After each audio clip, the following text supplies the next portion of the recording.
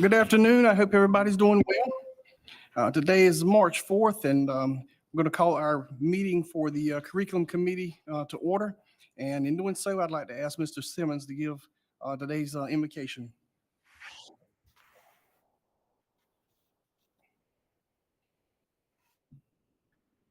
Good evening, everyone. If you can bow your heads. Heavenly Father, we thank you for this day. We thank you for the blessing you have bestowed upon us. We ask that you continue to be with us as we go through this life that you set for us. Lord, we ask that you bless Lisa Gale's family. Let them understand that they are not alone, that they got friends, and most important, they got you. Lord, we ask this in Jesus' name. Amen. Thank you, Mr. Simmons. And the first item on our agenda is Decibels 8 data.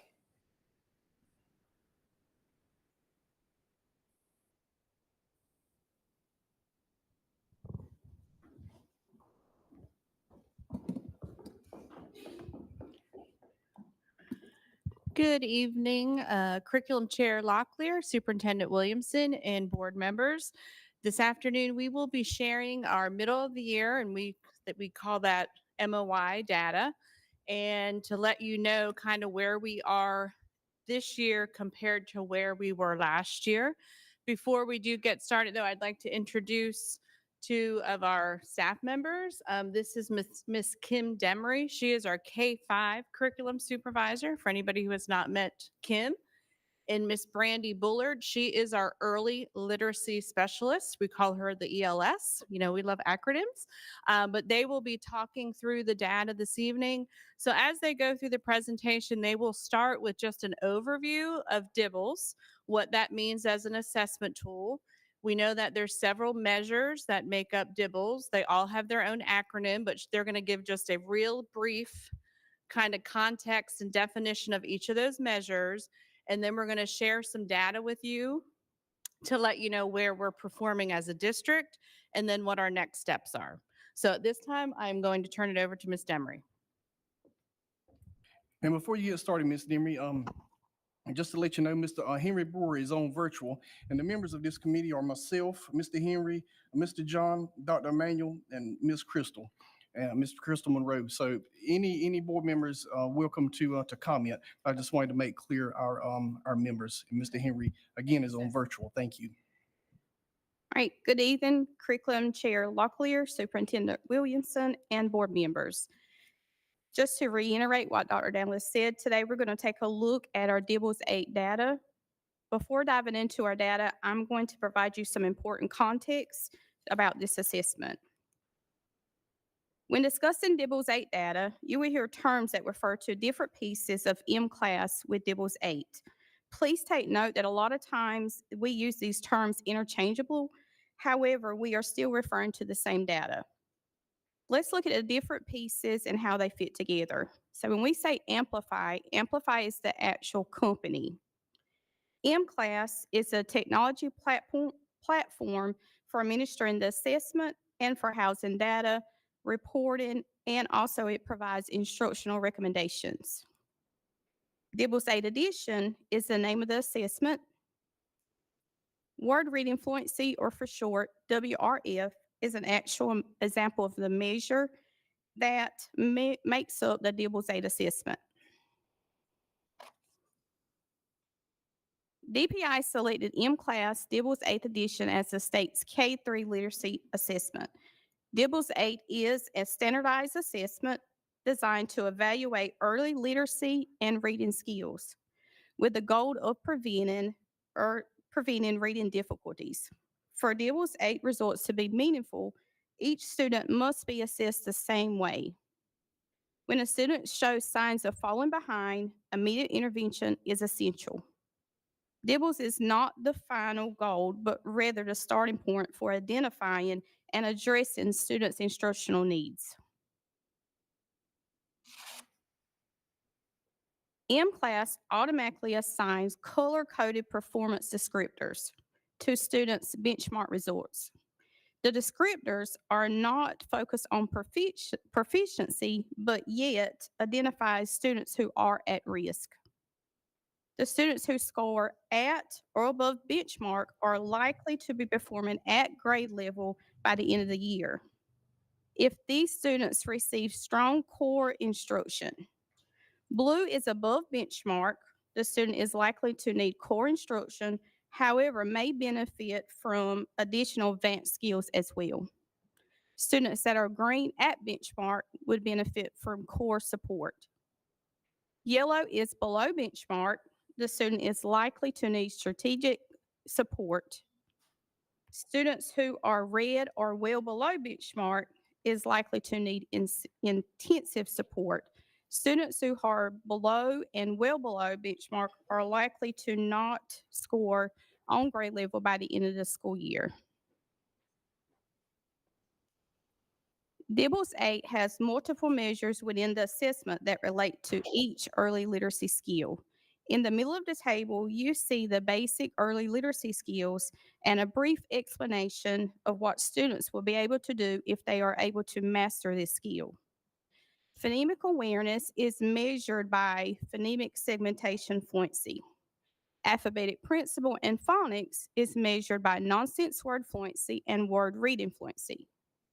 Accuracy and accurate and fluent reading is measured by word reading fluency as well as oral reading fluency. Reading comprehension is measured by Mays. Vocabulary is not part of Dibels 8, but is a measure that students have to complete in M-Class. Letter naming fluency is not tied directly to one of the basic early literacy skills. However, it is an excellent predictor of risk. Each of these measures gives insight into how students are developing as readers. This slide displays and it relates to their corresponding grade level. So it displays all the measures and how they correspond to the grade level. Teachers give the same measure across all three benchmarks for each grade level. The measures below the orange line are in addition to Dibels 8. Therefore, they do not calculate into the child's overall composite score. Even though the data provides additional information with oral language and vocabulary, the measure again is not part of that composite score. So the next few slides, what I'm going to do is take and look at each measure and what it means. So the first one is letter name fluency. Again, this is not considered a basic early literacy skill, but it is a reliable measure of risk for students that are in grades kindergarten through first grade. Students are expected to name as many letters as they can for 1 minute. Students receive 1 point for each letter they name correctly. This visual provides you what the teacher's screen looks like during the assessment. Phonemic segmentation fluency is an indicator of phonemic awareness, which is the ability to hear and identify and manipulate individual sounds. Students break apart words into phonemes or sounds for 60 seconds. Students receive 1 point for each sound they segment.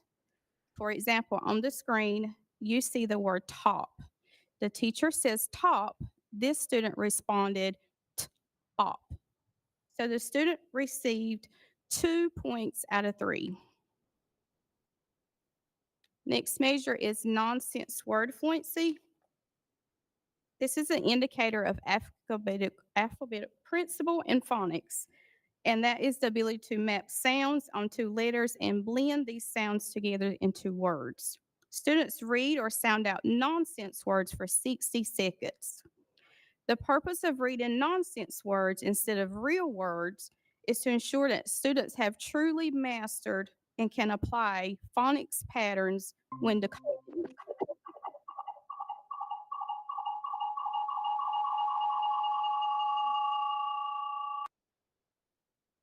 All right, next measure is word reading fluency, which is measuring phonics, accuracy, and fluency. Students have 60 seconds to read real words.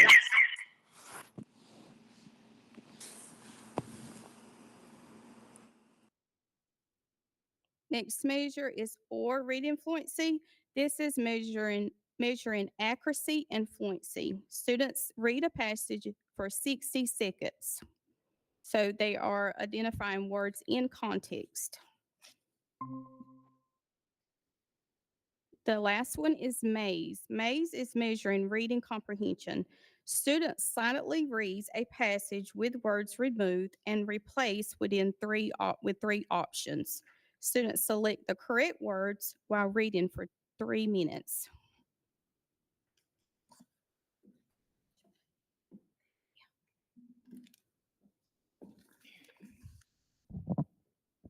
Good evening, Curriculum Chair Locklear, Superintendent Williamson, and board members. We will now look at the district's Dibels 8 data by grade level for grades kindergarten through second grade. This table on the slide indicates the percentage of students who were at or above benchmark at the MOI window last year and compared to this year, which means that they are at minimal risk for reading failure. When reviewing this slide, you will see that the kindergarten students increased in each measure and in the overall composite.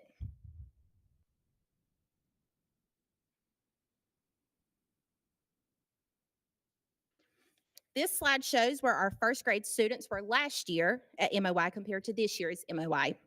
Just like with kindergarten, we can see we have an increase in each measure as well as the overall composite. For both kindergarten and first grade, the measure that has increased the most has been phonemic awareness, with over a 10% increase in this area for both grade levels. We contribute this increase to some of the shifts and the professional development that have occurred across the district regarding the progression of reading skills and ensuring that when teachers are targeting areas for intervention, that they begin with the most foundational skill first. It is important to note that phonemic awareness is the most common source of word level reading difficulty and is highly predictive of later outcomes in reading and spelling. When reviewing the district's Dibels 8 data, you will see reflected on this slide where second grade students were last year at MOI compared to this year's MOI. With second grade, we have seen an increase in each measure as in the overall composite. This is indicating that more students are performing at or above benchmark this year than they were last year. On this slide, you will see each grade level's MOI data for this year, as well as the last 3 years since the Dibels 8 assessment has been given, starting in 21-22.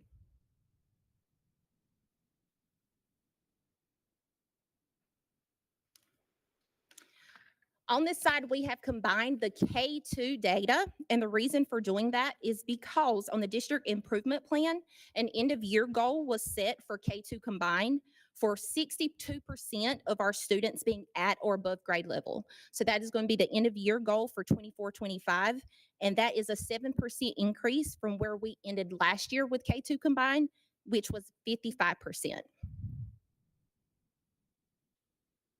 When it comes to next steps, once the benchmark window closes, we have a district data team that meets to analyze the data and determine trends. School SIT teams are required to meet and analyze their school level data by grade level, setting goals and action steps to reach those goals. Based off of data trends, we determine what training needs to be provided to administrators and coaches so they can best support their teachers at the school level. Individual reading plans are created for all students who are at risk, which means they are performing below or well below grade level. If additional support is needed at schools, we also provide that during grade level professional learning committees. How parents can support their child at home. A Home Connect letter is sent home to parents and guardians. This actually shows them what their child, how their child performs overall with that composite score, as well as in each individual measure. And on the second page of the sheet, there is a list of activities that's provided that parents can do at home with their students.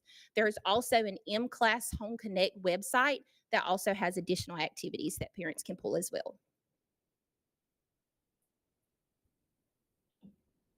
Do you have any questions? Yes, Dr. Emmanuel. My own, Mr. Turk. Congratulations to the district for improving the scores on Dibels, Amplify, M-Class, whatever you call it. I do have points clarification. I know that there are parts to literacy for improving and establishing the basis for children learning the literacy skills. I'm curious, you've given us the data and you made an interesting point when you said you saw staff development as the good thing that made us improve. Now, what is the curriculum you're using to address district-wide to address these needs of phonemic awareness, the fluency and all this? What curriculum are we using to unify the staff development that you said made the difference?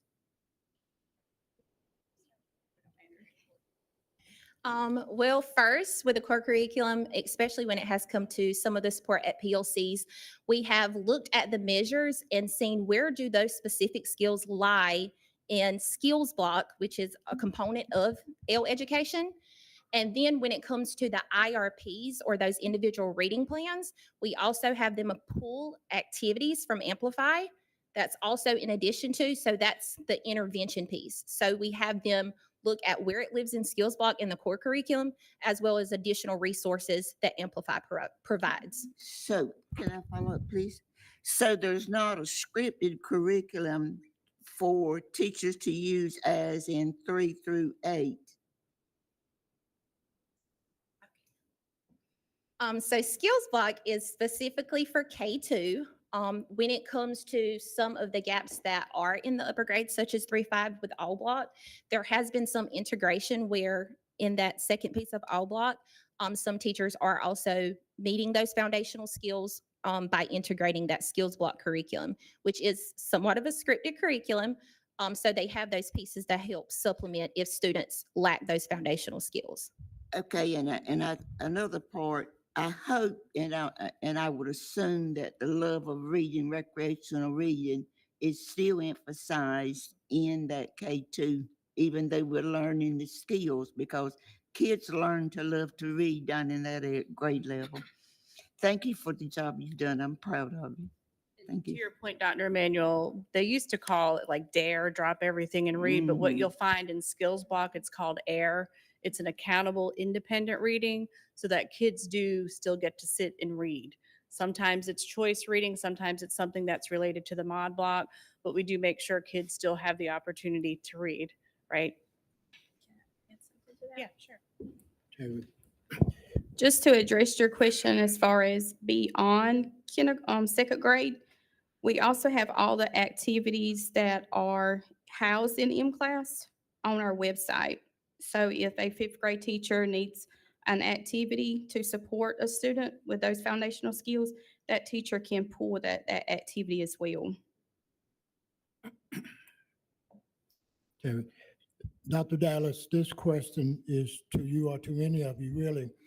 So the reliability as a predictor for Dibels, talk about that and talk about that first, please. So one of the key measures that we're learning is that the PSF is one of the sub-measures, and that is really a predictor of how students perform in third grade.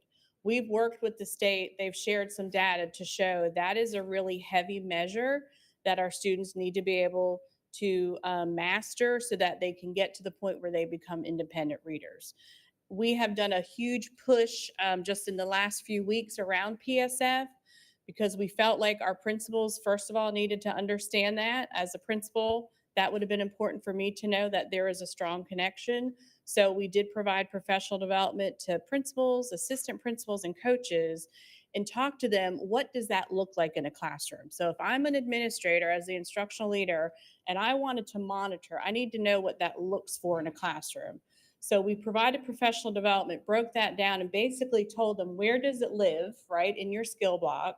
What does it look like? What are some activities you should see? And then here are some other activities that you could recommend, right? And then at the same time for schools, if we saw a drop or if we saw a stagnant piece, we've been meeting with those professional learning communities as well to make sure teachers understand that connection, right? I always say that Dibels is truly about the science of teaching, right? When we talk about the art and the science, I think I've said this before, you look at all those measures, you look about the progression of reading, there has to be a developmental piece of how we teach reading to children, right? So there's a lot of science to how we build kids up from the first fundamental skill onto that top skill. And then my second question, so we're telling principals, you're going to receive a different kid than you've ever received before. The data is evidence of that. So marching towards third grade, at third grade, lesson design, how are we preparing for a higher level kid than ever before? I mean, it's true. Our data and the MOI is a good indicator that our students are going on to the next grade level a little bit more prepared. So first of all, we always have that end of year data. That's data that we make sure that the teacher of third grade, they have that data right away, right? So I don't have to wait 4 weeks into the school year. I have that data right away and I can start intervening. When we look at our mod block, the rigor that's involved with that and the way we have to do a differentiated core, making sure that we microphase kids and things like that, they are able to be tiered a little bit differently if they need a little bit of an advanced learning or likewise. But we have found that kids that are, if they're not doing super well, we can actually flavor in some of the skill blocks, some of those fundamental reading skills that maybe they missed, that can actually live in third grade during the all block, right? If not, then our third grade all block is really about complex text, keeping kids in reading, the air, and then our teacher table and writing. Okay, so it kind of really builds from the learning to read to reading to learn. You have any more questions, Dr. Emmanuel? No, sir, thank you. Ms. Crystal had a question. I have like kind of two. One, the M class that you brought up about the parents how do they know to go and where to go and do that at home? Just from experience, like I have never knew about it. Like my kid struggled reading in first grade last year, but I'm just hearing about it now. So that's for in the Home rest, Connect letter. Yeah. so for the rest of the parents, I know I got the sheet with the red, yellow, Right. but like there was no direction on, oh, these are options. I heard, so in that aspect, like, is there something going out to the parents so they know? Because I mean, not just my child, but I've had multiple parents come to me about like resources. stressing out about their kids not reading. So just for their sake of knowing, and maybe the teachers giving out this so that they can help them at home for the kids that are struggling or even not just extra. Because I'm going to be honest, last year I never seen not one reading, homework, nothing the whole year. We had math, but never seen nothing in reading or language the whole year. So on the and I Home- know it's a transition, Right. but on the Home Connect letter, it does have that resource. We also have like the digital reading initiative that's also pushed out it's usually each quarter yeah. or when we do our at-risk letters, anything like that, we put that on. But to your But point, then- if we don't feel like parents are getting that, we will make an effort to Yeah, make I sure would it's just more say- publicized. I think I Yeah. could speak for, now I'm not going to speak on for everybody, but just knowing how my Yep. brain is, you look at it, you're like, oh my God, the kid's struggling. Can I You know, So like if we could maybe show that more to the parents so they can be like, oh, this is, and help, you probably see a lot of different improvement as well. And then the teachers, how are the teachers adjusting and adapting to the change and like being on like the time frame of this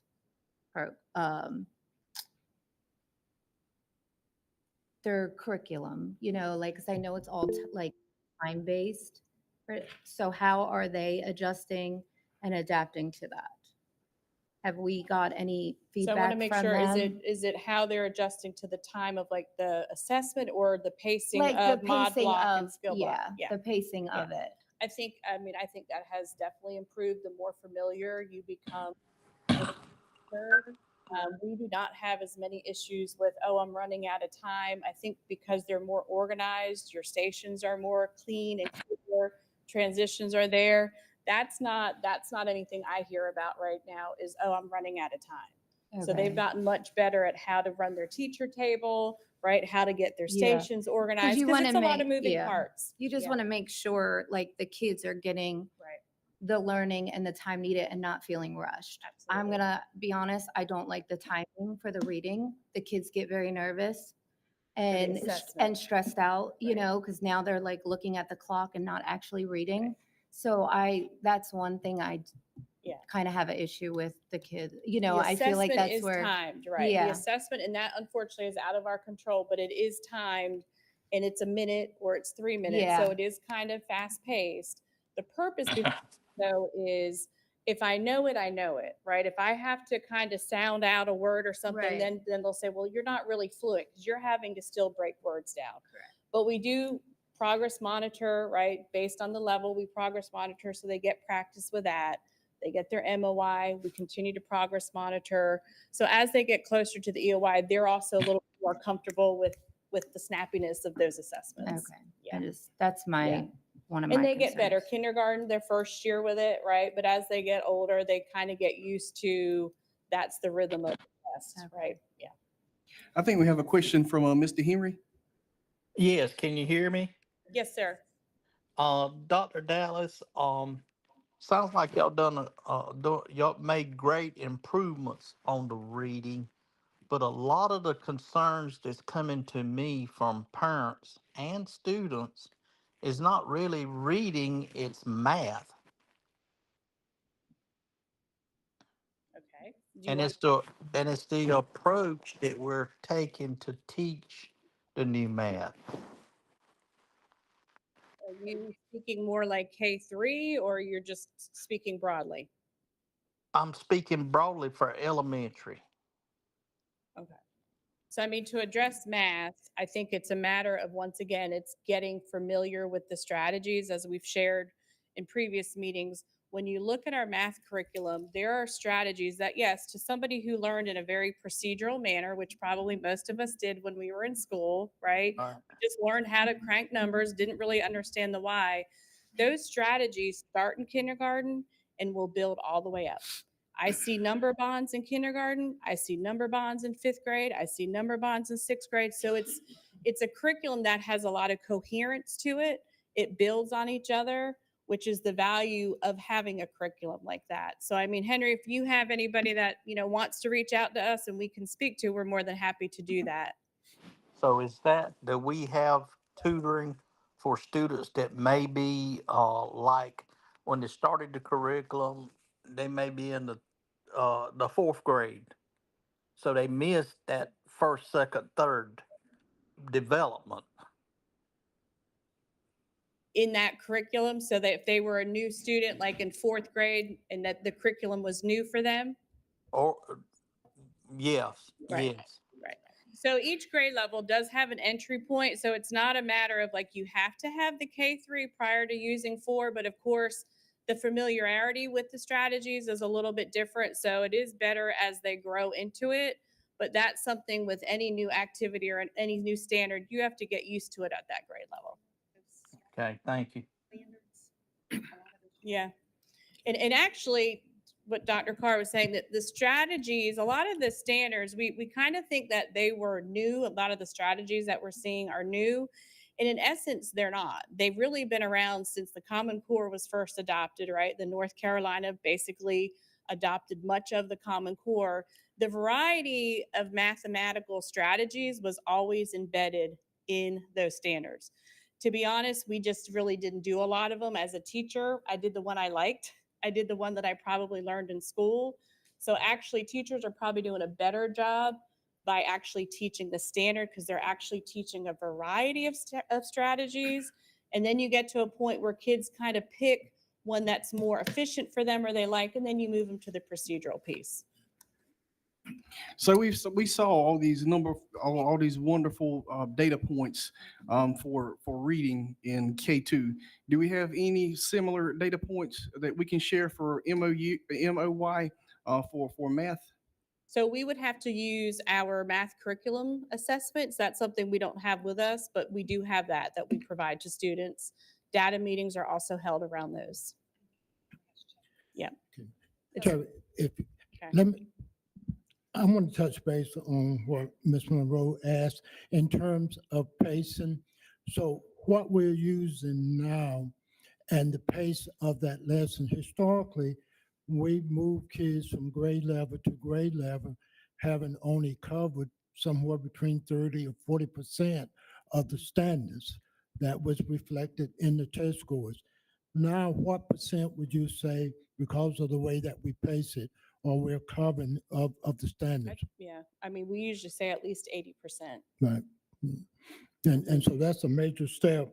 And then to Henry's question, one of the difficulties that we're seeing in math is an emphasis on multi-step or word problems. That's why we're integrating the two curriculum. Talk about that, because that's where the difficulty is. Yeah, you will find that, and we're actually going to share some data a little bit later, but when you look at our math data, you can really see that our students still really struggle with a multi-step word problem. So reading does kind of play a factor into that and that multi-step piece. And we've looked at each grade level and kind of determined where those gaps are, those needs. But yes, our multi-step, our word problems are still, that's a challenge that we have, is getting kids to kind of tackle a word problem, right? Identifying what it's asking, breaking down the steps, solving, check to whether that's a reasonable answer. That's a process that we continue to push with our students. Yeah. Do we have any more questions regarding Dibbles 8 data? Okay. Thank you. Thank you. So now we'll move toward our Classworks data. So good evening, Chairman Locklear, Superintendent, and board members. So tonight I want to share a little bit about Classworks. So first off, Classworks data is used as a universal screener. So just like we think about Amplify as a universal screener to see where our students are and what gaps they have, this is a tool to help us identify where they are and what additional support they need. It also helps us progress monitor to help identify, as we're teaching, how are they growing when we're putting things in place. And then it provides some specifically designed instruction that could be focused on students' IEP needs or based on how they did on the screener where they have gaps or they need opportunities for enrichment. So what we saw is, these are our recent data points. So we saw that 15,000 students completed in the fall and winter our universal screeners. So the majority of our district uses it. It's K-10. It's not every grade level. So that's why you will not see our total district in there. What we saw is that students gained an average of 10 scale points in math and 15 in reading. And then students that actually completed the individual learning plan or the plan that's developed based on the screener even showed greater gains. So if they 80% or higher on those, we saw that. 1K, more students are maintaining an average of 80% compared to the previous year. So what we see is more kids are being proficient in what they're doing in the learning paths that they need. So what you'll see is, and I know we have the data as far as grade spans, that you can see how did we grow in math based on different grade spans. And so what you'll see is, first, this is showing you how many scale score points each child has grown based on what they did in Classworks. So all students grew on average, if you look at first and second, an average of 9 points or 9 scale points.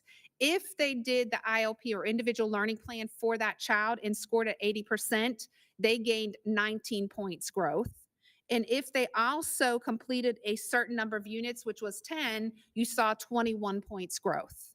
So you'll see those 3 columns that shows how first and second, 3, 5, 6, 8, and 9, 10 grew. And in 9th and 10th grade, I do want to have a caveat. Mostly this is for our EC kids when we're looking at high school. So that is what you'll see in math. If you see in reading, this year, we saw that on a scale score, average students in first and second gained 22 points, 25 if they also did their ILP or instructional learning plan based on their needs at 80%, and also completed 10 units. So you'll see 25, 27 respectively.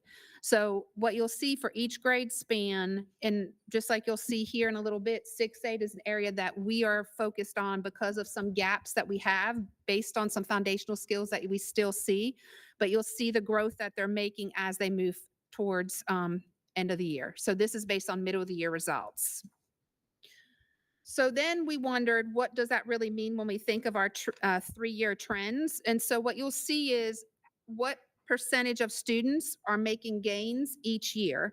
And so what you'll see is if the first column is math, you'll see that the first year we saw 5,323 students make gains. Then next year we saw 5,755, and now we see 6,631 making tremendous gains. So it shows you in each area, reading and math, what percentage or what number of students made intentional gains because of what they're doing in Classworks to help fill some of those gaps on top of what they're doing in core instruction. So this is not by itself, but in conjunction with. This is one of the tools that we have that as a predictor for EOG. And so each school is highly encouraged. We have the cut scores where they see that 70% chance of kids passing if they get a certain score in Classworks. And so we have people that are creating spreadsheets for each of their children to see how close they are and where they are. And as we think about EOG moving forward, they do about 3 times 15 minutes a week in reading and math, because this should not be the only thing they do. This should be in addition to what they get in core and intervention time. So what that really meant is that when we look at those students that completed the universal screener and got 80% or higher on their individual learning plan, they gained 19 points. And if we think about those students as far as the number of units they completed, we saw an average of reading 20 points and math 21 points. So what did this really mean when we think about the district? Some of the reasons that we saw these growths, we know, is because schools did do incentives or recognition for what they're doing, what the students are doing. I was just at a school this morning, and outside the door, it says this percentage of students are doing well on Classworks, like they're getting their 80% or higher. So they're having their own little competitions to encourage them to work on their own path. We also have a lot of classroom teams that are in place. They use this during intervention blocks, so it's part of the intervention block, should not be their total intervention block. And then they also make sure they can look at the data all the time. What we saw is, as an outcome, over 1,000 more students are keeping an 80% average compared to the past 2 years, and over 400 are completing units at 5 per month, keeping them at 80% or higher. We have each semester, our leadership team comes in, so the principal and the academic coach comes and meets with us to dig through the data to develop a plan of action of how to support their kids as they move forward as one of the tools to support what's going on in the classroom and what they see in this data. Any questions about Classworks? Dr. Emmanuel. So how is this data shared with parents? So they know So the this progress of is their child? This is only done at individual meetings. This is not something that is shared out because it's a universal screener. The intent is for us to do formative assessment to say what are the needs. So if parents come in for one-on-one meetings, it's shared out that way. Parents can actually see what the students are doing if they go home and log in, but it is not a report that's sent home with the parents. Let's just say they don't understand how to log in. They could go to the school and have a meeting to get Yes, they this. could definitely, and we actually have on the district website a place that literally says Classworks on the main page for the kids click and they log in immediately. Okay. But great question. Any other questions? I want to go back to Dibels, and I forgot to Okay, make no this problem. clear. Dibels, the children are administered Dibels individually, is that correct? Okay, and I didn't remember if we said that a while ago. Okay, and another question, Classworks, and this I don't know, of course I don't remember. Classwork, does the district pay for that and everybody has access to it, or is it Yes, free? it's district pays for it and everybody has access because every district is encouraged to have a universal screener to help us when we think about the MTSS process and how do we make sure that we complete and address gaps in our students. But Okay, everybody that's- has access. All right, thank you. Mhm. Terry, let me, so Dr. Carl or Dallas are both the same question. Mhm. The reliability of Classworks as a predictor, how does that correlate with our EOG outcomes? So it's a 70% predictor. So if a child gets a certain score at that time of year, it gives us a 70% chance of knowing that that child will pass the EOG. So there's a different cut score middle year and end of the year. And that's right now what I see a lot of principals doing. They just got finished with the middle of the year. They're pulling up those scores so they can see who's on track based on this to have a good chance of passing that EOG. And they have those cut scores so that they can make those, that review that data. All right, thank you. So now we will hear about our check-ins data.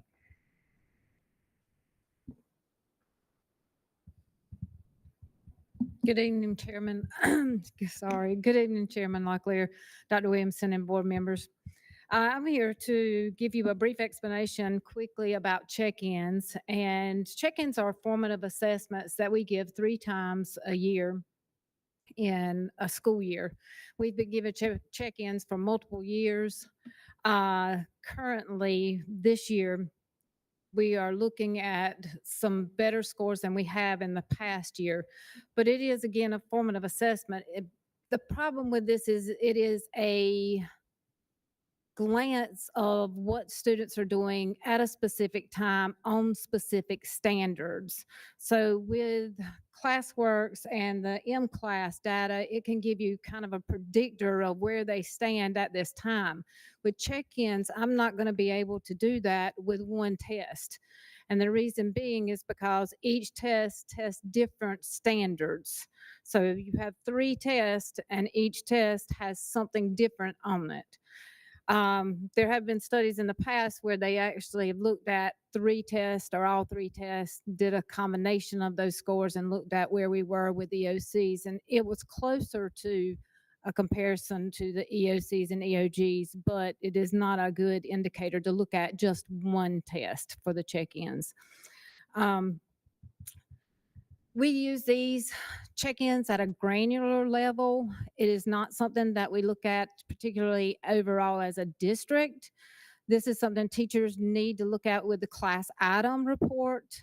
And this item report gives their teachers a picture of each child, how each child did on each question on that particular test, and relates it back to a standard so that the teacher knows exactly what questions and what standards they need to work with, or ones that they can provide enrichment with. So it is a picture again of what happens at one time. And again, it is more for a classroom teacher as opposed to school-wide. We do look at it in the school sense to see where we were last year compared to this year. But for this report, we're going to look at exactly how we did overall from last year to this year. And you can see grade 3 math, we tested check-in B, and we increased 86 schools. So 86% of the school, not 86 schools, 86% of the schools at grade 3 increased from last year. So there was improvement at 86% of the schools. In 4th grade, it was 58% of the schools had an increase over last year. At 5th grade, we tested Math C, and they had 79% of the schools increasing. 6th grade, 81% of the schools increased. At 7th grade, you had 55% of the schools increasing. Areas to celebrate, approximately 75% of our schools performed better this year than they did last year on the check-ins for check-in B. And again, that is only check-in B. Areas for growth, we know that calculator and active problems are a hindrance to our kids. They do really well on the calculator active as opposed to the inactive. I know that when I looked at the standards and looked at each questions, when you had a question that was almost exactly similar to the other question, if it was a calculator active, the kids did really well. When it was calculator inactive, the kids' scores dropped off. So it was like they were having problems kind of dealing with that calculator. Another problem we saw were the constructive responses. And this is not new. This has happened over multiple years where our kids have problems with the constructive responses. We also know that there's a problem at sixth grade with the ratio and proportions. And what I can tell you about that is ratio and proportions are taught more at the end of the semester or at the end of the year as opposed to middle of the year. So the content on the test does not necessarily match up with the pacing or the curriculum at that time. Yes, they have hit a couple of those ratio and proportion standards, but not the extent of them. Again, if you see down at the bottom, you'll see not all standards that are tested are actually taught. And that is whether it's reading or math, you will see that. So that's why it's not a good indicator, again, of where we're going to be one test at the end of the year. The check-ins reading. For the check-ins reading, you can see the increases there. Again, going back to the Classworks and that middle grades issue that we have, it is an issue with the check-ins also. Grade 3 reading, you can see we increased, or 67% of our schools increased from last year. Fourth grade, 79%. Fifth grade, 63%. Sixth grade, 69%. And seventh and eighth grade were 45%. Areas to celebrate, approximately 65% of our schools performed better on the second check-in than they did last year. Reading difficulty in the reading test increases, yet when I looked at the A to B test, every grade level improved 2 of the 3 domains that were tested. Every grade level but 1, and that was 7th grade. And they did improve 1 out of the 3. Areas for growth, 6th grade language standards are an area that RL1, RLRI2 and standard, which is central ideas, themes, and summaries, is an issue. And the RI8 standard arguments, evidence is an issue for us. And that RI8 is from 3rd grade all the way to 8th grade. And when I reach out to the schools and do the presentation to schools, they tell me that this RI8 standard is heavily taught at the end of the semester. They teach little parts of it during the year, but it's more heavily taught at the end of the semester. Science is a little bit different beast. Science is a new test with new standards.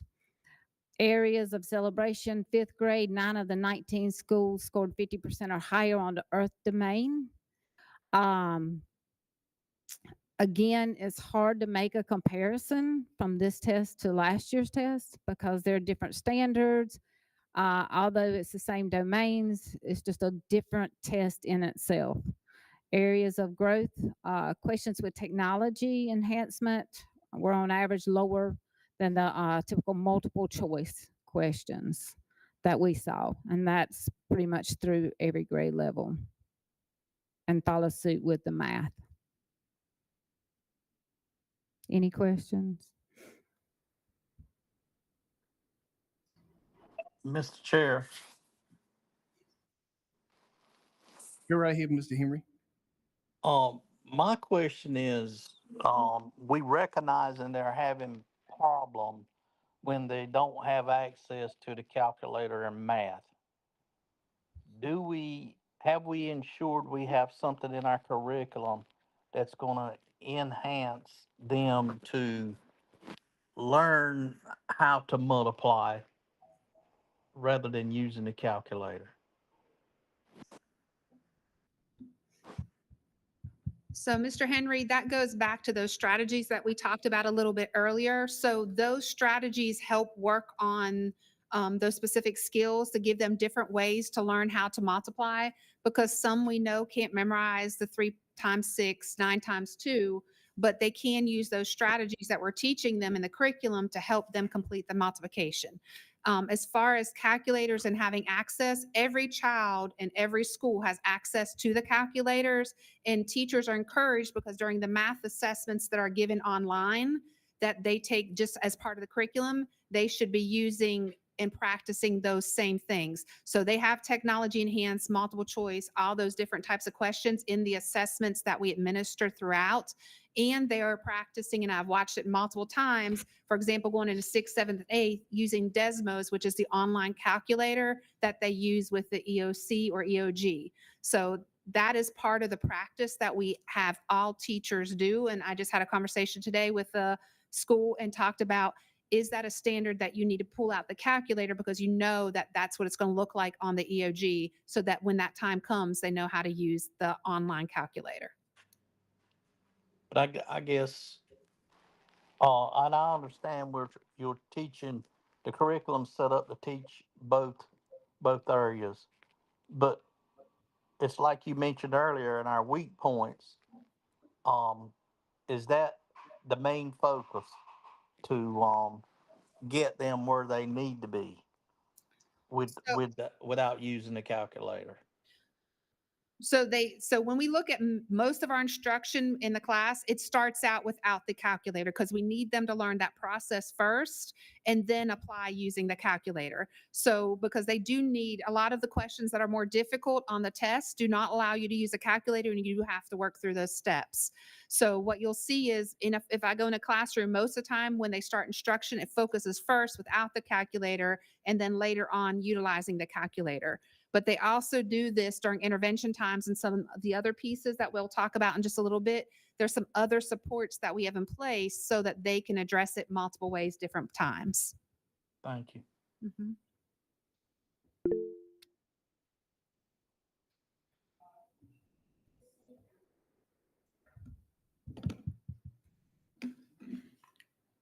Miss Cynthia, do the check-ins say the same yearly? The tests, Are you check-in saying tests, do they stay the same each year? they do not? No, ma'am. They change every year? Yes, ma'am. All right, let me ask a question. Have you had a chance, I'm quite sure you have, to train principals on the things you just went over with us briefly? Have they Yes, ma'am. drilled down and seen the changes or the inconsistencies that might be there, like you mentioned, proportions? Yes, ma'am. Have they really understood it? Because I can see where they can pick up many points just addressing those few Yes, ma'am. oddities that are in those tests. Yes, ma'am. We review that information with them yearly and go through the class item analysis and show them the class item analysis so that they understand what that means and how that works. And typically what I do is I meet with the schools. First check-in, I actually went out to all the middle schools and the high schools and had meetings at the school with them and went over the school's data in regional meetings where they could see a comparison of the schools so they could find schools that could help them if they were low in one area or not.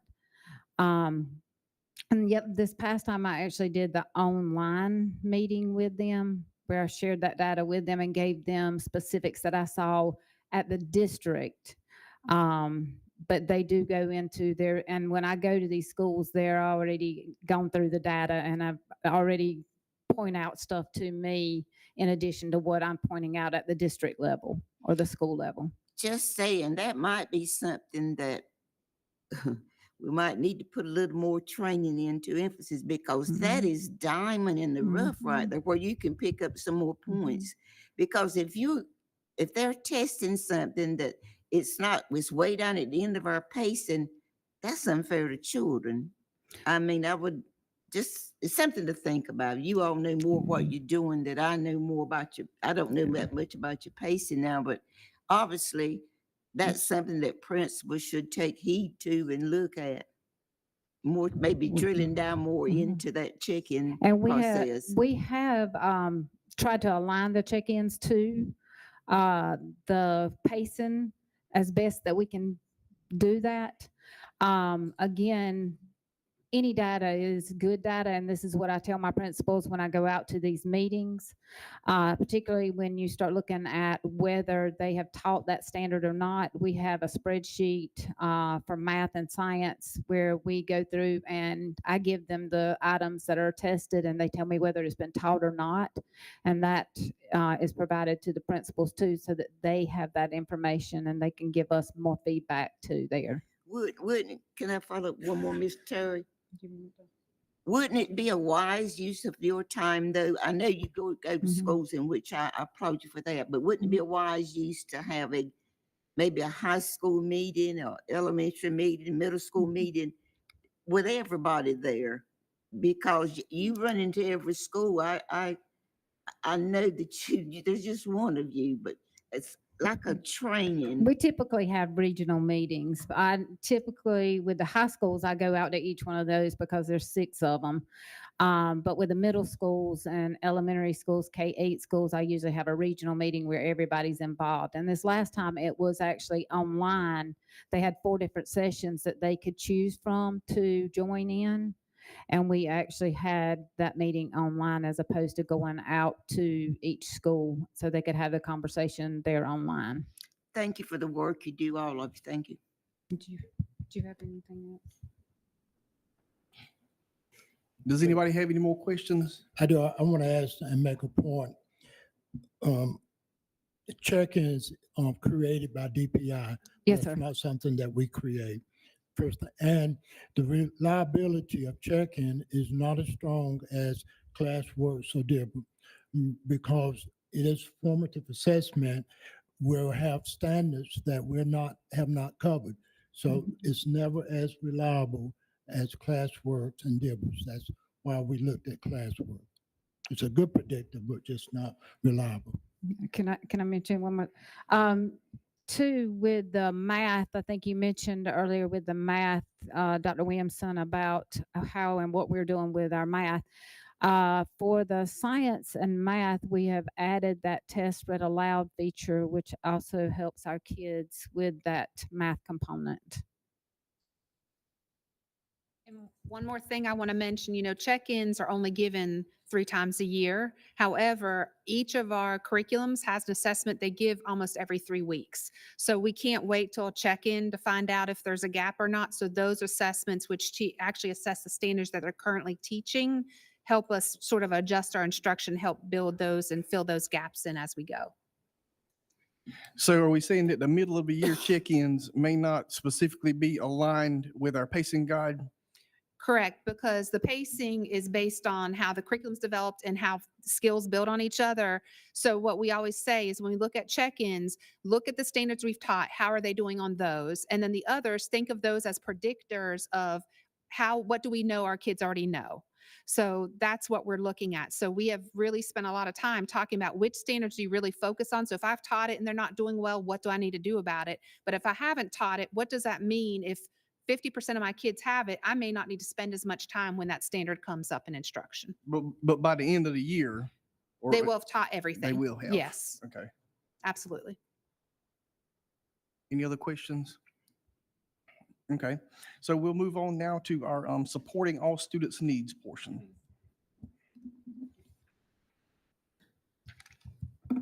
So I know we've talked a lot about data, but then I know what does that really mean when we think about how do we use that data to support our students' needs? So one of the things we have in place is universal support. So supports that every student should have access to based on what we put in place. So one of the things we know is that every teacher is expected to teach the standard course of study for their content area. But then what we do as a district is take a year at a glance. So we take those standards and think about how do we pace those out so that we can ensure every child gets access throughout the year to every standard by the end of the year. As Dr. Williamson shared previously, sometimes we had teachers that only got to 30% of the standards because they got hung up on 1 or 2 standards instead of getting through all of them. So the intent is that YAG or year at a glance helps us ensure that every teacher gets to every standard by the end of the year. And then intervention time and other times are there to help remediate if necessary or enrich if necessary. But a lot of these standards are also addressed multiple times throughout the year. So the first time they may just see it and get some knowledge, but as they have more access to it and repeat that standard over and over, they should slowly develop mastery with that standard. The next thing is that we have a differentiated core. So differentiated core, when we're referring to that, it's saying that we have a core curriculum or core resources in a area that we're using that give access to students different ways. So if we think of our special needs students and they need different access to that same content, both our EL and Eureka curriculum and Common Lit has some pieces where it'll say, here's how you can help somebody if this is what they're struggling with. Same thing with our ML students. It provides little resources or strategies to help support those needs of our students. So those differentiated cores help us build that in. The other thing is the Classwork Universal Screener that I just talked about. Every child that takes that universal screener ends up with an individualized learning plan. So if I need enrichment because I did really well, it's going to push you further. If I need gaps filled in and I'm in 5th grade and still need kindergarten skills, it's going to fill in those, because we know we need all different sources to help us fill in those gaps in addition to what the teacher does when they work with them one-on-one or in small group. And then you heard Brandy and Kim and Dr. Dallas talk about the Amplify data. We're using that to help us, like we talked about, to really identify specific reading gaps on top of the assessments that we have in our core curriculums to help identify what do we need to do to help support our kids as a grade level or individually. And then formative assessments we have, of course, because they're ongoing throughout the year. So if we think about those assessments or exit tickets sometimes, where I just have a question that I ask based on what they've learned today to see, do they know this information so that I know how to make any changes to my lesson the next day. So those formative assessments are real time that allow me to make decisions quickly. So as a teacher, if I'm walking around and notice that half my class is not understanding it, I need to be able to regroup immediately and adjust my instruction because I've planned for it. So this really gives us, the teachers, some basic tools that they can use to identify and tailor instruction based on student needs.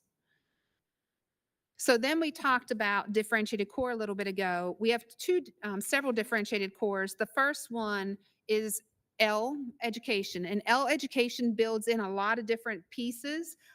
It actually supports all of our students. So if you ever have an opportunity to come and sit down with us, you'll see in L education, it'll provide little pieces that says, here's how you adapt this lesson if you have students that aren't able to do this. Here's what you do if they're really doing well, and how can we advance that learner to push them either further.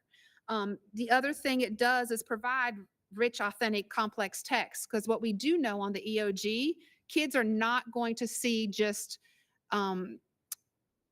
passages about Peter Pan. They may actually see something about a science topic that they're learning about, social studies. So they're exposed on EOG to a lot of different topics. And this allows our students to see a lot of different text and really work on real world language connections throughout that text. It also requires all of our students to really develop a deep understanding of what they're learning, and requires them, and I think we talked about this last time, reading, writing, speaking, and listening skills, right? We know they don't take a writing test in elementary, but when they get to English 2, part of the assessment for EOC is to write. And so we have to make sure we're building those skills as we go, and they get the opportunity to apply them all throughout. In addition, as Dr. Dallas, Kim, and Brandy spoke about, the skills block also helps us really differentiate the needs, because each child's assessed to determine what foundational skills they may be needing support in, or where they are advanced, how can we push them? And so that 60 minutes helps us push those developmental foundational skills. But then we also, as Dr. Dallas talked about, have all block, where we do similar things, where we may bring in skills block, but we also work on having students read a lot of complex text and opportunity to read different types of text on their own, so that they can really build that stamina with reading a lot of different text. The other one, like we talked about, is Eureka. And Eureka really does a great job of really thinking about universal design of learning. So thinking about what are pieces that we put in so that all of our students can access math. Because what we always hear is, I hate math.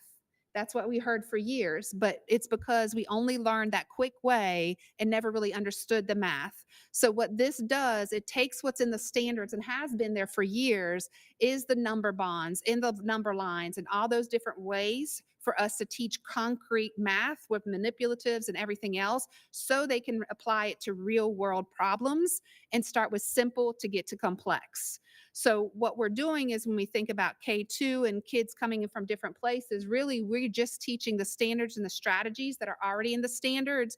So there shouldn't be as much of a gap when somebody comes in from a different grade level. It's just that we may more intensely make sure that our students really learn these strategies so that when they get to 8th grade and have to use a number bond for something, they understand, I've used it since kindergarten. This is just a new skill and I'm using that same strategy. And it's really to give our kids a toolbox to be able to apply it whenever, because I may not be the best at math, but if I have that strategy, I can use it to help me be successful. So then if we think of Common Lit, which we started piloting last year in ELA, it's similar when we think about how do we make sure that diverse learners have access to the text. Really providing short, engaging lessons that focus on specific skills so that we can have students access all the different texts and think about which pieces we use so they can apply those strategies to the text that they're reading. And so it really gives us a comprehensive library of books that they're reading to develop a deeper understanding and be able to apply those skills that they'll see on the assessment when we think of EOC on English 2, to be able to apply it over and over. There is lots of writing in Common Lit, but that's what they have to do when we think about college level and when we think about EOC. So beyond just giving those pieces, I know there's always been questions, what else do we provide? Like, what are other supports if that's not enough? Because we know our students sometimes need additional supports. So one of the things that we have as a district is Apex or Edmenum. You may hear it called either way. It is 6 through 12 tutorials. So those tutorials are something that if I'm a science teacher or if I'm a social studies teacher or an English teacher, and I know my students aren't doing well in a certain standard, I can actually assign pieces on Apex to help fill in those gaps. Or I can use some of those pieces for tutoring, intervention time, any of those different times, but it's an online platform that I can even assign some of my kids to do some of those tutorials at home if that's something that's appropriate. The NCVPS courses, so how do we get some of our students that may not have opportunities to some classes here in the district because we just can't offer it? We do have kids taking classes through NCVPS. So they're taking some of the courses that we may not be able to offer, like a physics course, because we don't have a physics class, but that's an opportunity for them to take those courses. And so they are also heavily used with our EC kids for OCS classes. For those kids that need additional English and math, they get those courses through that. Unique Learning is a new curriculum that we are using with our extended content students, or our students that are in the self-contained. So same thing, they have to take an extended EOG or EOC. How do we make sure they have a common understanding of what they need to learn? And so this is a platform that provides lessons that our extended content teachers can use to work with our students in those classes. And then we have PSRC online courses. So a lot of these courses are through Apex or Edmenum, but they are in conjunction with a teacher that is assigned to them to work with the students. We only have certain courses that are in PSRC online that have been there since at least 10 years, I want to say, but those are the only courses we're allowed to teach because they're grandfathered in. And so those courses, some of those like Spanish, we offer through there because we don't have enough teachers across the district to offer Spanish. So this gives us an opportunity to offer kids that normally would not get Spanish a way to take Spanish. And then, of course, we've partnered with the North Carolina School of Math and Science. And so they have been able to give us some additional courses, like we're actually working with them as we speak to try, because we don't have physics, that they offer a physics course just for PSRC. So we want our students to have those opportunities for more advanced courses so that they can really look at some different options.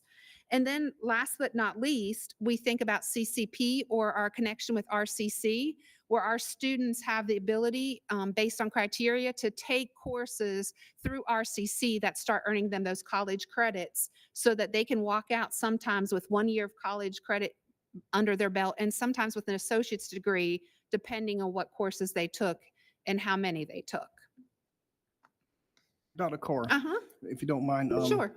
What would be the process for identifying students for these advanced courses? For example, you mentioned maybe physics, Mhm. and maybe like a math or calculus that's not offered at their high Mhm. school. What would be the process for identifying those students who would be good candidates for those courses outside of their parents advocating for them?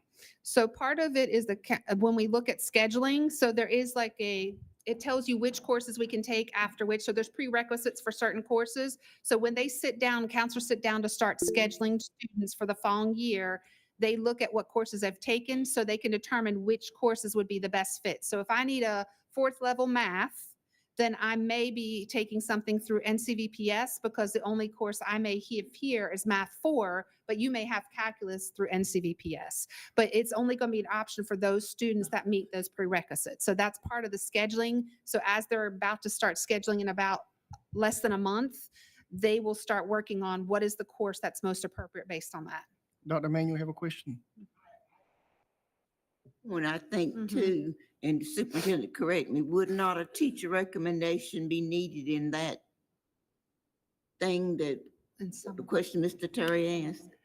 Yes, in a lot of cases, we set a cut score Mhm. Yeah. that helps us to determine that kid can handle that class. I wanted to comment on, thank you for doing that, what you did. That's very helpful. And I think if you would, is to give the board a copy of that, because That's not a a lot problem. of, not a lot of times, there Mhm. have been instances when I've been asked what my child was gifted and talented, what, blah, blah, blah, blah, Mhm. and this would be very helpful to have in our repertoire. I do have a concept that's not mentioned, Mhm. and we have 1 or 2 principals in the past that frowns upon it, early graduation. I think our gifted students, we should open the door to let them graduate early. And whatever it is, if I come to you as a parent, or you see a child that all I need is 2 more courses and I can graduate early, I think we should encourage that, be progressive with that. And that's a concept that we don't have listed here, but I hope that we encourage it. And maybe the superintendent has Mhm. something to say about early We have- graduation. Yeah, we Yes, do. I we sign do. off on, so we're doing that as a practice. Mhm. Okay. Yes. Mhm. Mr. Henry, did you have a question? Yes, I do. I know we've talked a lot about the curriculum and all the tools that come into play, and along with the different core curriculums. If you allow me to say core curriculum, but it's actually a toolbox. W- how well are our teachers grasping that and dealing with all of this stuff? Because there's a lot here to learn. So great question, Mr. Henry. So all of this is not for every teacher or every student. But when we look at like the core differentiated curriculums, everybody is receiving consistent training. And I'll talk about how we support our schools, but they're getting training in those areas. Also, a lot of these, when we look at Apex, this has now been around for 3 years. This is our 3rd year. We have Dr. Cummings and Dr. Hathaway that are going around schools to support. A lot of this other stuff, when we think about NCVBS, PSRC online, the North Carolina School Math and Science CCP, our teachers really don't have to learn anything. It's just making sure our kids get enrolled and those programs address the needs of those students. With unique learning, if we think about that, that is honestly only for our self-contained students. So it is not for every child in the district. So we don't want overload on everybody. We try to keep it very narrow so that they can focus on the instruction that they need to provide. I appreciate that comment, not overloading, because I was concerned about that. Mr. Trey had a question? I do got one. This is just for clarity because I just thought of it when you were speaking just then. Academic coaches, who is over there? The principals. The principals. Does the Mhm. principal evaluate those academic coaches? Yes, in the they job do. of them? Okay, thank you. Mhm. This just responds to Henry's question about how will they know. You have your counselors there. My goodness, this list there. Mhm. They should be laying it out for students who qualify. Mhm. Dr. Manuel, absolutely. In Mhm. fact, we're meeting with counselors next week to frame that conversation and redefine some of their work. So you're absolutely right. Absolutely. If I may, Wendy, I want to tie everything you've said together, starting with the applied methodology, which is where everything is moving to now. For us, that means then we need to see the full definition of literacy, right? You may mention to that reading, writing, speaking. That's the applied part of the work that we do. That needs to be a daily practice, and it is. So when you look at curriculum designs, right? Eureka, and now science is designed the same way to apply literacy across the board, reading, writing, thinking, and processing. English language arts is the next, but it is applied also. So the state is adopting what we've been using for a while, even with English, Common Lit. We've seen a major jump in our English 2 scores last year because of the applied that. So tie all that together as a daily practice, the applied methodology, and how the design of all those curriculums mesh together. So when we think about teachers just in planning every day, what we're asking teachers to do is take that curriculum and really look at, first of all, what are the differentiated needs? And then think about first, if they have the concrete steps in place and we start with that, then how do you apply it to real life? So if we think about math problems, how will you see that in a word problem that they may encounter? In science, when they're doing experiments, how do I use the math, apply it in there, and also having to read the content that I learned from a graph to apply it on a daily life. If we think of social studies, it's the same way. Every subject now is about applying what I've learned in the daily standards to an application piece, if it might be a project that they do at the end. So you'll hear in L a lot of times they'll do podcasts, they'll do presentations, because reality is they know they have to apply it later on in life. That's what we need, is people that can speak, write, and really understand what's going on a daily basis and apply those skills. So everything we're doing, all the training, all the stuff the supervisors are doing is really about applying that on a daily basis in all subjects. Any other questions? Thank you. So now we will move to our technology toolkit. 1 minute. I got 2 more Oh, slides. sorry. No, that's okay, because I know this comes up. So we talked about all the curriculums, right, and the resources. I know sometimes asked, when do they get that support? Like if core instruction is not enough, or if I need pushed, when does that happen? And so there's several different ways. Every school was expected in K-8 to have an intervention time built in. So 30 minutes dedicated to help provide additional support or enrich a child. That's when we use Classworks, but only for a small portion of the time, so teachers can pull based on the data that they're seeing in the data from check-ins to Classworks to amplify, how can I provide additional support or push that child even further? So that is one time. The other thing we have is some of our schools have tutors that they've hired or been able to hire that they have come in during the day. Mostly we see those in K2 and 3-5, but then also some schools, because they have been, they have a lot of students that are willing to come and stay after school, they're doing additional tutoring after school. So there are additional times that we see schools provide additional support, but then they also use every person on campus. So if we think of the math, PE teacher, for example, yesterday I went into a school and the PE teacher was doing with the kindergartners the sounds that they were messing up on Amplify. So we saw him literally in PE class helping support the core instruction that we know kids need. But we also see them pushing into class and possibly pulling small groups, because maybe I'm really good at math and I just have a good relationship with those kids and I can work with that group.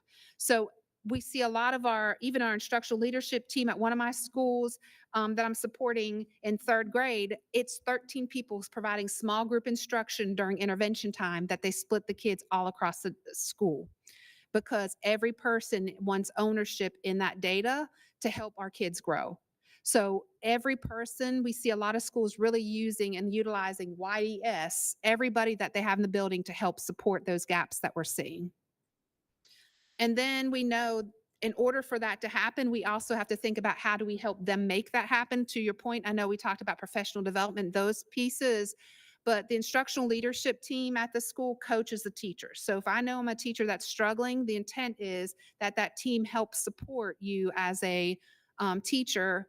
And then we also, our EC, we know we have a lot of EC students.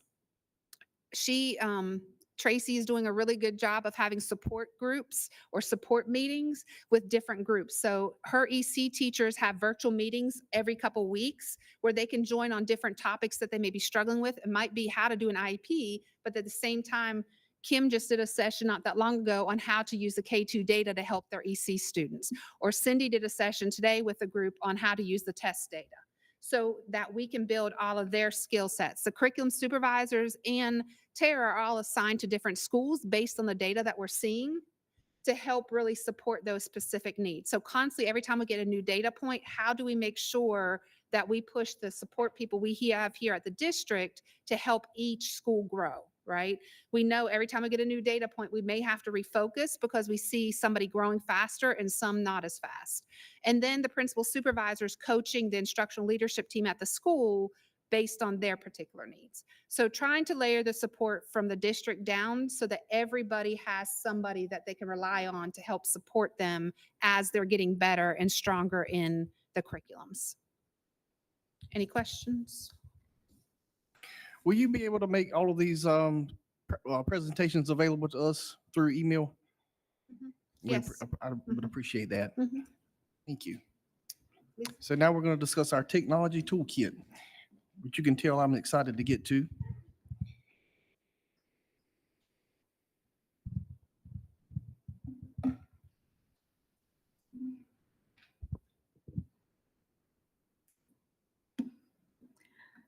Good evening, Curriculum Chair Locklear, Dr. Williamson, and board members.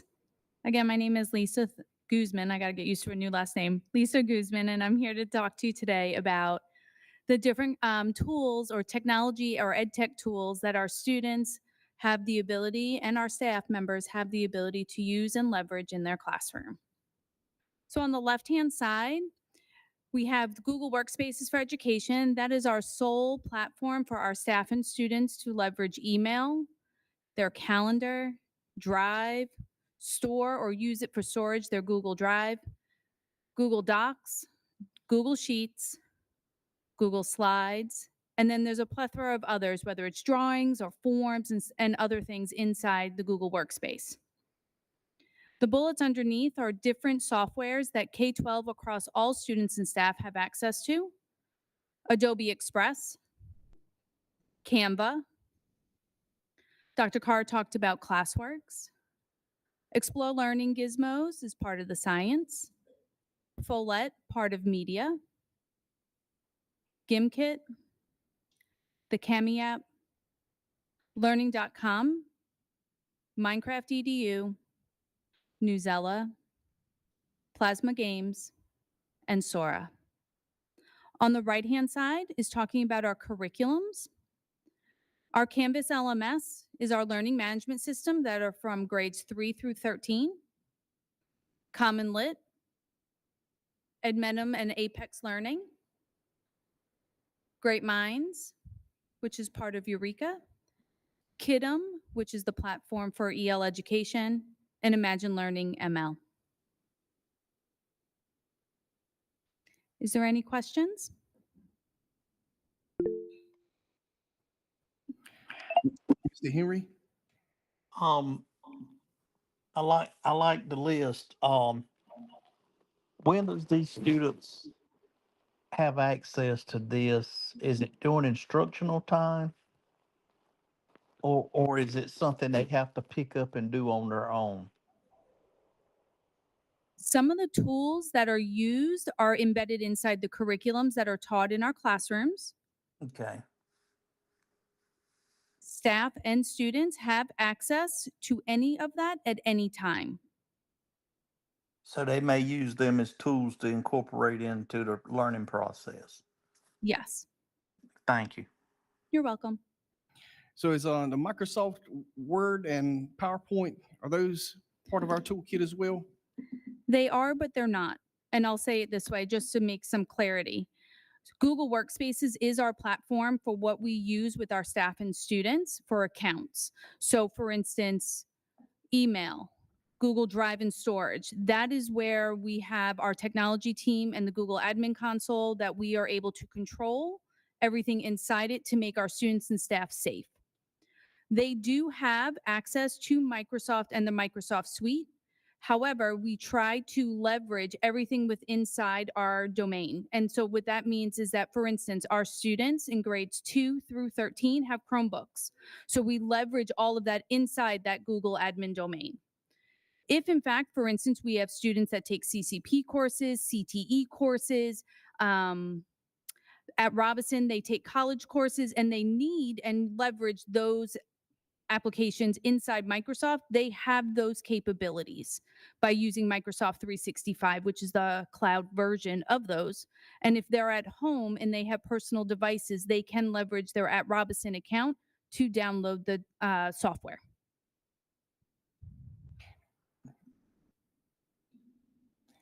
Ms. Crystal has a question. With the online, like using the computers, what is, I don't know if you guys know, but as far as people at home with internet, so how does that work? Be a little bit more specific. Are you asking So, about? like, the kids have the Chromebooks. Okay. And they can practice at home or use these tools, but do all of the kids across the county able to use these Chromebooks at home? So Chromebooks can be used offline. So they Okay, do not so need all these learning tools that they, exactly. Not all of necessarily. them. So inside the Google environment, so for instance, Drive, Docs, Sheets, Slides, Mhm. and then the plethora that goes underneath there. So there's other tools inside that Google platform. If in fact they have it shifted to offline, then they can use it, meaning offline, they can type, do whatever they need to do for an assignment and whatever it is. And then when they come back onto PSRC's network, when they come to school, it will then sync and then everything would upload then.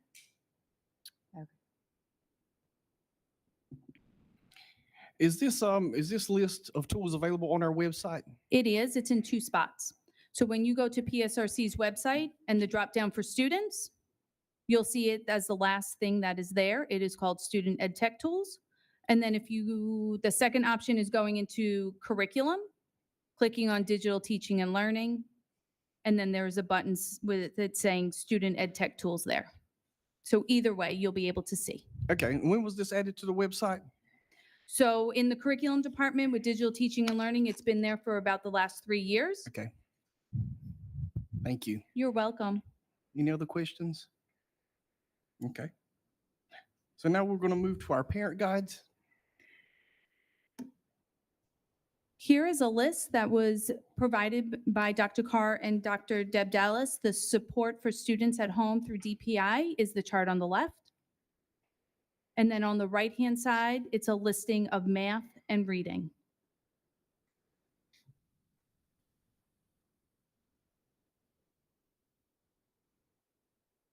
Any questions?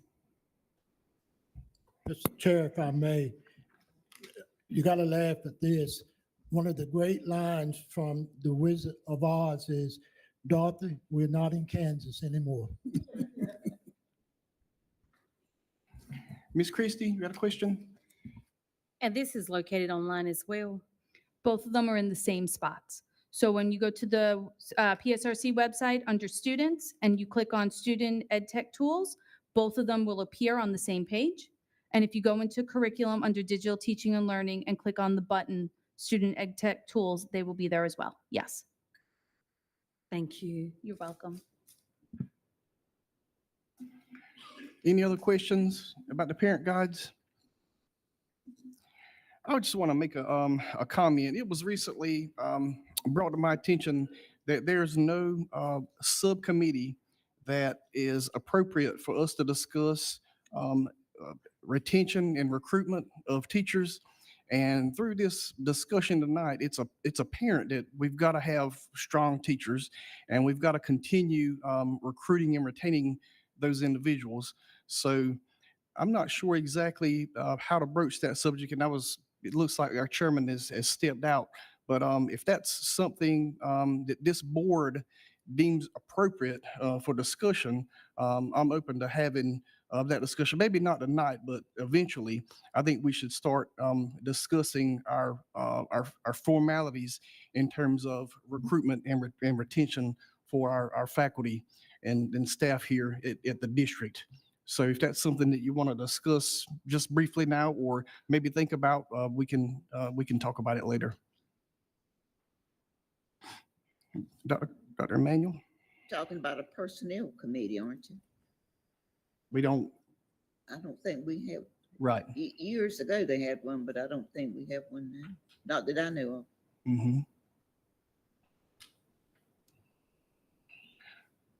So maybe we'll get to that. We'll get to that sort of discussion later. So it was very very awesome to see all of these data points that were brought out tonight.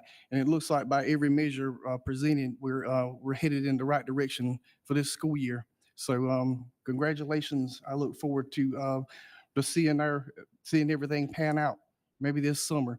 Does anybody else have any questions or comments for the good of the order?